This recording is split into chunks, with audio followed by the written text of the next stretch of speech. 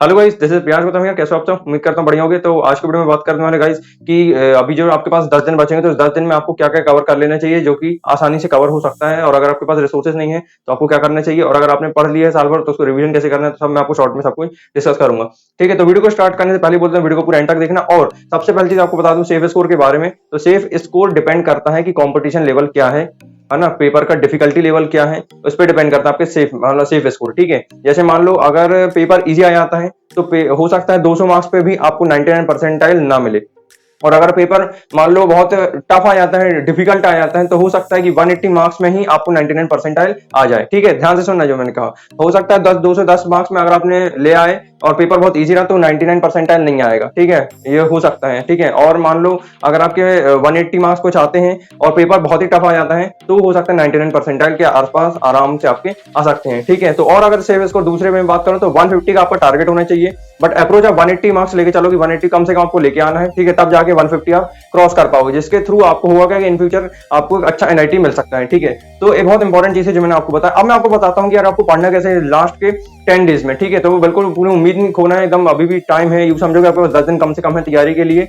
ठीक है, और ये मत सोचना कि सिर्फ 10 घंटे 10 दिन है तो आप आराम से तैयारी कर सकते हो। करके सारे पॉइंट टच करते हैं। मॉक टेस्ट और पीवाईक्यूज। आप देखो, अगर आपने साल भर पीवाईक्यूज किए हुए हैं, साल भर से आपने थोड़े बहुत लगाते गए पीवाईक्यूज, तो आपके लिए बहुत आसान है। इस टाइम पे थोड़े बहुत आप पीवाईक्यूज कर सकते हो। ठीक है, बाकी चांसेस तो ये है कि आपको मैं दोनों स्टूडेंट को ये बोलूंगा, चाहे आपने तैयारी करी चाहे ना करी, आपको मॉक टेस्ट लगाना बहुत जरूरी है। मॉक टेस्ट लगाओ आप, क्योंकि उससे आपको पता चलेगा अपनी गलतियों के बारे में। आपको ये पता चलेगा कितना टाइम लग रहा है, आपको पैटर्न पता चलेगा।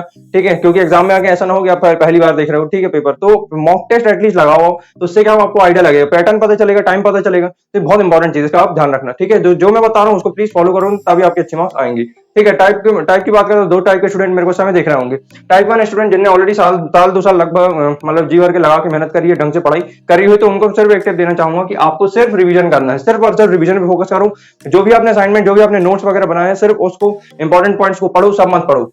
यानी कि सिर्फ आपका होना चाहिए फोकस रिवीजन पे, मॉक पे। ठीक है, मॉक टेस्ट लगाओ, प्रीवाईक्यूज करो। अगर आपने प्रीवाईक्यूज किए तो ही प्रीवाईक्यूज करना आपको। ठीक है, ये टाइप वन स्टूडेंट की मैं बात कर रहा हूँ। रिवीजन मतलब क्या? रिवीजन मतलब लिखने की थोड़ी बहुत प्रैक्टिस करो। जैसे मैथ्स कर रहे हो तो थोड़े बहुत क्वेश्चन ऐसे होंगे आपको लिख के करने पड़ेंगे, तो उसको लिख के प्रैक्टिस करो। ठीक है, और उसके अलावा बात करें फिजिक्स वगैरह की, तो उसको भी थोड़ी बहुत लिख के आप प्रैक्टिस करो। सिर्फ देख देख के मत पढ़ो, थोड़ा बहुत लिख के पढ़ो, थोड़ा बहुत देख के पढ़ो। ठीक है, और अगर टाइम की बात करें तो दोनों स्टूडेंट्स के लिए टाइम की अगर बात करूं तो 10 से 15 घंटे पढ़ना पड़ेगा, क्योंकि सिर्फ 10 दिन बचे हैं। सिर्फ पढ़ाई के अलावा कुछ नहीं आपको सूझना चाहिए। भले आप ब्रेक ले लो, मैं कहता हूँ ब्रेक लो, आधा घंटा 5-10 मिनट चल जाएंगे, लेकिन पढ़ाई कंटिन्यूसली होनी चाहिए। पढ़ाई एकदम स्टार्ट कर दो। ठीक है, तो बेसिकली आपको क्या होना चाहिए कि 10 से 12-15 घंटे में आपका 3 से 4 घंटे फिजिक्स हो, 3 से 4 घंटे केमिस्ट्री, 3 से 4 घंटे मैथ्स। इसमें बेसिकली आपका रिवीजन भी होना चाहिए, प्लस आपको साथ में जो भी मॉक टेस्ट वगैरह होगा इन सबको भी आपको कवर करना है। ठीक है, तो अब आप पूरी तरह से जाग जाओ, अब ये सोने का टाइम नहीं है। ठीक है, अभी भी अगर आप सोओगे तो दिक्कत में पड़ जाओगे। सेकंड टाइप के स्टूडेंट की बात करते हैं जिनके पास रिसोर्सेज ही नहीं है, जिनने 12th भी ढंग से नहीं पढ़ी है और जिनने नोट्स भी नहीं बनाए, उनको क्या करना चाहिए 10 दिनों के अंदर अंदर?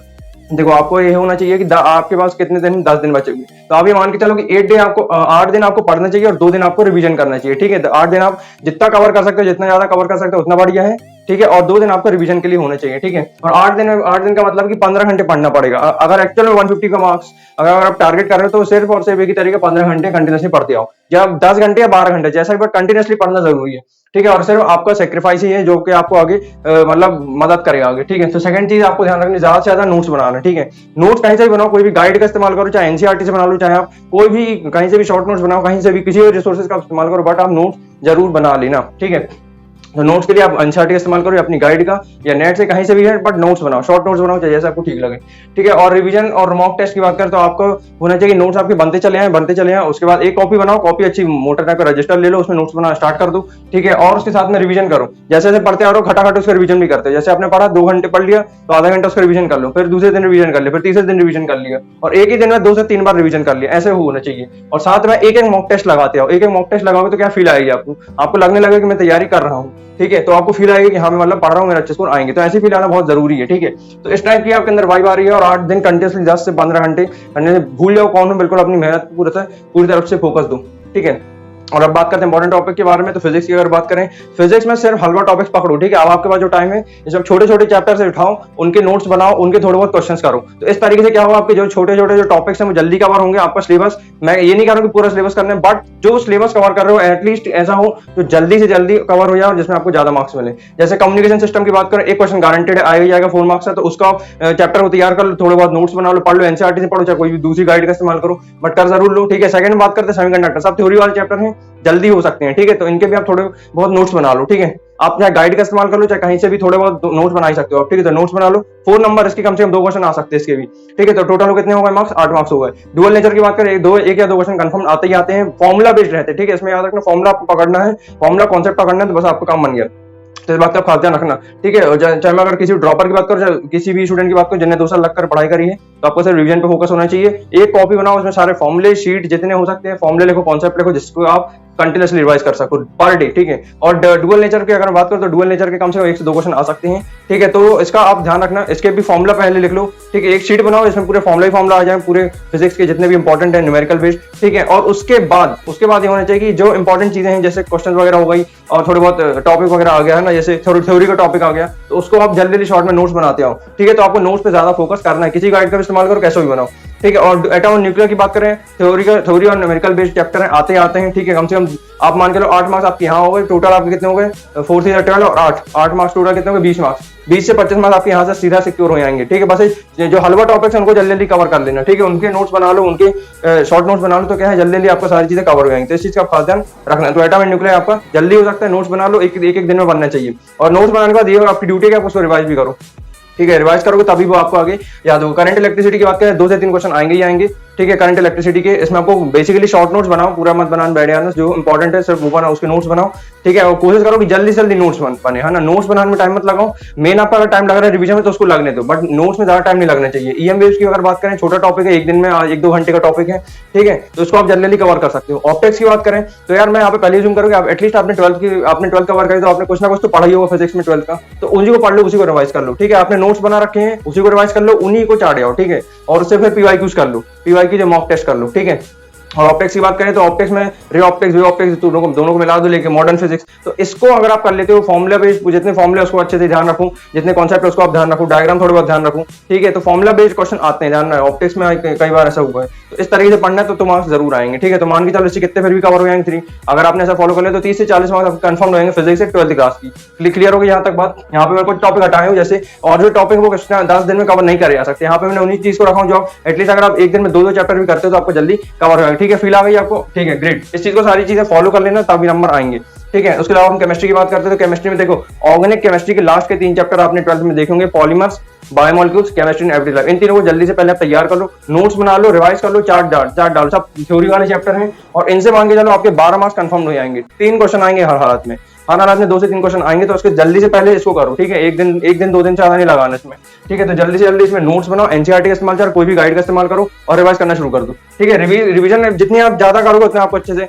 बैठेगा दिमाग में, ठीक है। मतलब जेई में मतलब रिवीजन जितना आपने ज्यादा रिवीजन कर लिया, मान के चलो नंबर पक्की आपकी, ठीक है। और सेकंड चीज की मैं बात करूं, इनऑर्गेनिक में बेसिकली क्या होता है, P block, D block, F block. अब अगर आपने 11 का पढ़ा हुआ है उसी को रिवाइज कर लो, नहीं पढ़ा हुआ है तो सिर्फ 12 का जो आपने 40 मतलब 15, 16, 17, 18 ग्रुप तक आपने पढ़ा पी ब्लॉक, उसी को रिवाइज कर लो, उसी को नोट्स बना लो, ठीक है। कुछ इंपॉर्टेंट चीज के नोट्स बनाओ, जैसे स्ट्रक्चर वगैरह हो गया, रीजनिंग के कुछ क्वेश्चन होगा, एनसीईआरटी के जो क्वेश्चन होते हैं, यहाँ पे मैं एक चीज और बताऊं, एनसीईआरटी के जो क्वेश्चन होते हैं, इन टेक्स्ट क्वेश्चन जो होते हैं, उन्हीं को रिवाइज कर लो, उसी से रिलेटेड क्वेश्चन आ जाते हैं कई बार जेईई मेंस में, ठीक है। तो बेसिकली केमिस्ट्री में एक ऐसा सब्जेक्ट है, एनसीईआरटी पे आप अगर भरोसे हो एनसीईआरटी बस करके आओ तो डेफिनेटली अच्छा स्कोर आना ही आना है, कोई नहीं रोक सकता। तो एनसीईआरटी के वो सिलेक्टेड क्वेश्चंस कर लो, पी ब्लॉक, डीएफ ब्लॉक भी कर सकते हो, इजी है। कोऑर्डिनेट कंपाउंड कर सकते हो, एक दिन का टॉपिक है, ठीक है। उसमें बेसिकली आईयूपीएसी आपको याद रखना है, उसमें आपको बस सेस और ट्रांस का थोड़ा बहुत रहता है, नॉमेनक्लेचर, ये सब आपको थोड़ा सा याद रखना है, ठीक है। स्ट्रक्चर वगैरह, आइसोमेरिज्म वगैरह, तो क्या जल्दी कवर कर जा सकते हैं। तो एनसीईआरटी अगर आपने कर लिया है इनऑर्गेनिक में तो बढ़िया, आप अच्छे मार्क्स स्कोर कर सकते हो, बट आपको फोकस होना चाहिए कि रिवीजन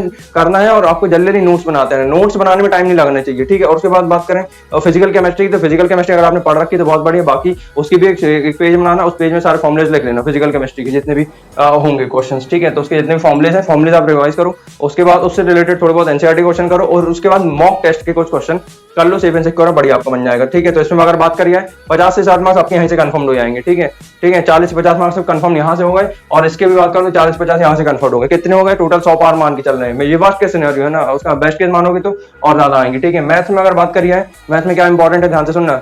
मैथ्स में सबसे पहले आपको कॉन्सेप्ट और फॉर्मुले पता होनी चाहिए, फॉर्मुले रट के चले आना, फॉर्मुले पता होना चाहिए, क्योंकि एग्जाम में आके आपको इसमें कंफ्यूजन नहीं हो चाहिए कि फॉर्मुला क्या था, इसको क्या कहते हैं, टर्मिनोलॉजी क्या थी। तो सबसे पहले चीज आपको यही करना है कि आपको लिस्ट बनानी है सारे फॉर्मुलेस की और उसकी टर्मिनोलॉजी क्लियर करनी है। ग्रेट, तो सारे कॉन्सेप्ट फॉर्मुला की लिस्ट बना, सारी चीजें एक्शन में उतार लेना है। सेकंड चीज एनसीईआरटी करना है, सिलेक्टेड क्वेश्चन। आपने 12th में मैथ्स करी होगी, थोड़े बहुत एटलीस्ट आपने क्वेश्चन किए होंगे।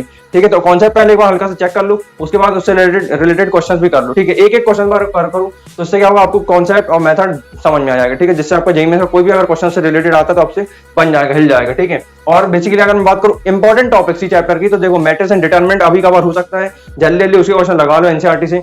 ठीक है, और उसके अलावा कंटिन्यूटी डिफरेंशिएबिलिटी में जो सेकंड ऑर्डर डेरिवेटिव है उसको आप तैयार कर सकते हो, और जो पैरामेट्रिक फॉर्म है उसको आप तैयार कर सकते हो। तो ये सब टॉपिक है, इजी हैं, जल्दी कवर किए जा सकते हैं। लैग्रेंजेस मीन वैल्यू थ्योरम, ये छोटे छोटे टॉपिक आप जल्दी जल्दी तैयार कर सकते हो। और अगर इंटीग्रेशन की बात करें तो इंटीग्रेशन बाय पार्ट्स के क्वेश्चन आते हैं, उसको आप तैयार कर लो। ठीक है, तो ये बहुत इजी टॉपिक है, इंटीग्रेशन बाय पार्ट्स। ठीक है, इंटीग्रेशन, सब्स्टिट्यूशन।